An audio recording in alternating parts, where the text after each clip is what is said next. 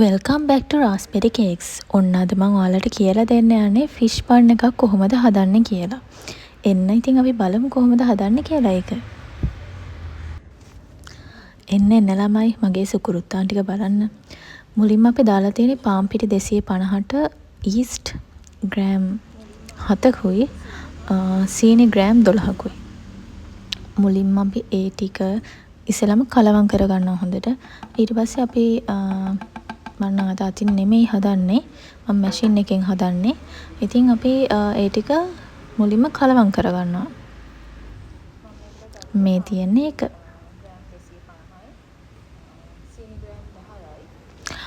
කියන්න බැරි වුණානේ අර ඔයාලට මම කලින් පෙන්නුවේ වතුර. වතුර ග්‍රෑම් 150ක් විතර ගන්නවා. හැබැයි ඩෝ එක අනනකොට ඒ පදම් බලලා තමයි වතුර දාන්නේ. මොකද වතුර ඔක්කොම මුලින්ම එකතු කරගන්නේ නැහැ. මේ මම මුලින්ම බිත්තරේ ඇතරම් බිත්තරයක් නෙමේ රෙසිපිය හැටියට බිත්තරෙන් ග්‍රෑම් 12ක් විතර තමයි දාන්න තියෙන්නේ. ඒ වුණාට ඉතින් මට අමතක වෙලා මගේ මොලේ වැඩ කරන්නේ නැතුව වෙලා මට අන්තිමට බිත්තරයක්ම දාන්න සිද්ධ වුණා. ඒ කියන්නේ බිත්තරේ දැම්මට පස්සේ තමයි මම ආ රෙසිපිය බලුවේ. එතකොට තිබ්බේ ග්‍රෑම් 112යි. ඒ වුණාට මම කරපු වැඩේ මම වතුර ඔක්කොම සම්පූර්ණයෙන් දැම්මේ නැහැ. වතුර දාපු ප්‍රමාණය අඩු කරලා ඉවරලා පාන් පිටි තව ටිකක් එකතු කර ඇත්තම ග්‍රෑම් 50ක් විතර මම පාන් පිටි වැඩිපුර එකතු කරන්න වුණා. මේ මම පාන් පිටි එකතු කරලා ඊට පස්සේ ඩෝ එක හරි පදමට ආවහම ඒක බෝල් එකේ දාලා වහලා විනාඩි 20ක් තියන්න ඕනේ පිපෙන්න. ඔන්න දැන් මේ පිපුණාට පස්සේ අපි ඒක එළියට අරගෙන අනිත් පැත්ත හරවලා කාබන් ඩයොක්සයිඩ් අයින් කරගන්න ඕනේ. මේ මම ඔයාලට පෙන්වන්නේ ඒ කාබන් ඩයොක්සයිඩ් අයින් කරන විදිහ. ඊට පස්සේ අපි මේක කෑලි වලට, ඒ කියන්නේ සාමාන්‍යයෙන් මාළු පාන් එකක ග්‍රෑම් ගාන ග්‍රෑම් 75යි. ඒ වුණාට මම අද හැදුවේ ග්‍රෑම් 45ක්. කියන්නේ ග්‍රෑම් 45 කොටස් වලට තමයි මම අද කැපුවේ මේක. මම ඉතින් ස්කේල් එකත් ළඟට අරගෙන ස්ක්‍රේපර් එකෙන් කැපුවා.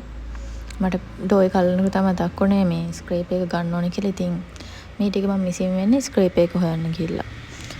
ස්ක්‍රේපර් එකෙන් මම කපලා මට මේකෙන් මම ග්‍රෑම් 45ව 10ක් හැදුවා. මට 10ක් හදාගන්න පුළුවන් වුණා. මම ලොකුවට ගත්තේ නෑ. මොකද මම මුලින්ම try කරේ ගෙදර හදන්න, ගෙදරට කන්න. ඒ හින්දා මට එකකින් ග්‍රෑම් 45ව හදාගන්න පුළුවන් වුණා.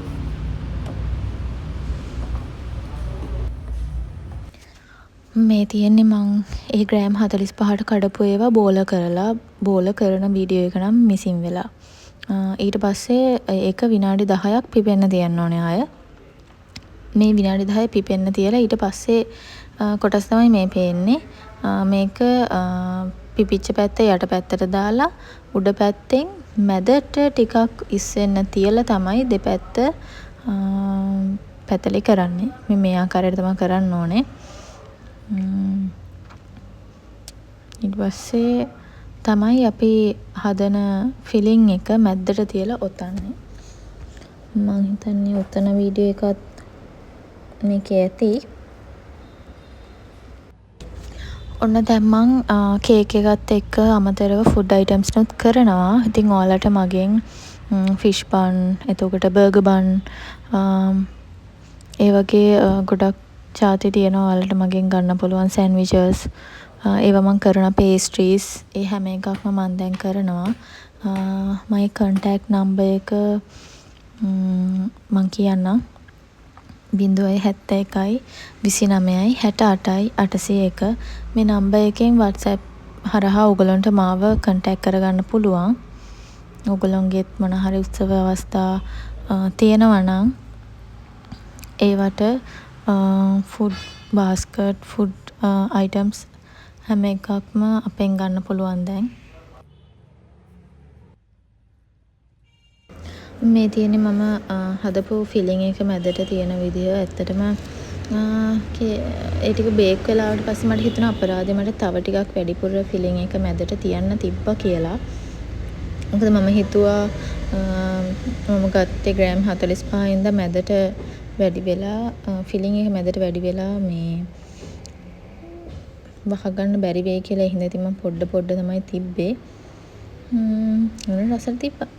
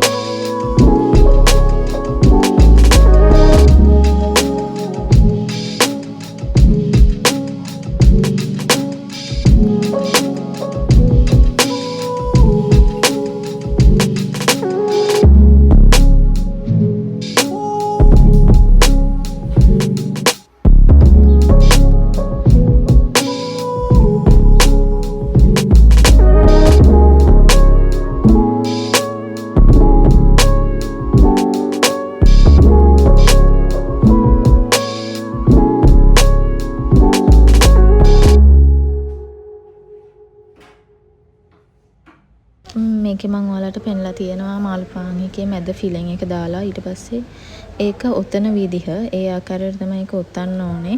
පොඩ්ඩක් ඒකේ ඒ කියන්නේ ඔතනකොට ඒක ඇලවුනේ නැත්තම් බිත්තර සාරුවෙන් ටිකක් දෙපැත්තට ගාලා තමයි ඔතන්න ඕනේ.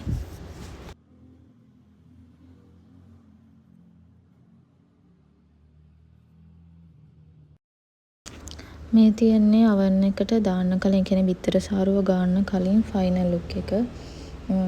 මේ වෙලාවේදී කියන්නේ oven එකට දාන්න කලින් බිත්තර සාරුව ගා ගන්න ඕනේ. මොකද එතකොට තමයි ලස්සන කලර් එකක් ෆිෂ් පන් එක උඩට එන්නේ. උඩින් ලස්සන කලර් එකක් පෙන්වන්නේ හින්දා මම ඉතින් මං ගාව බ්‍රෂ් එකක් තිබුණ නැහැ. ඒ හින්දා මම මේ ග්ලව්ස් එක හරහා තමා මේකේ ෆිෂ් පන් එකට උඩින් බිත්තර සාරු දාගත්තේ.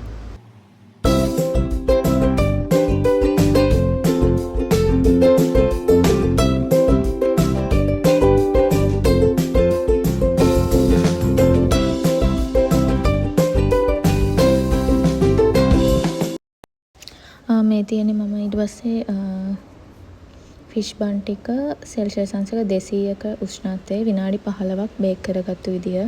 මේ තියෙන මගේ ෆිෂ් බන් වල ෆයිනල් ලුක් එක. පේනවනේ ඒකේ සොෆ්ට් බව. බලන්න ඉතින් අල්ලන්න හරි ආසයි හිතෙනවා.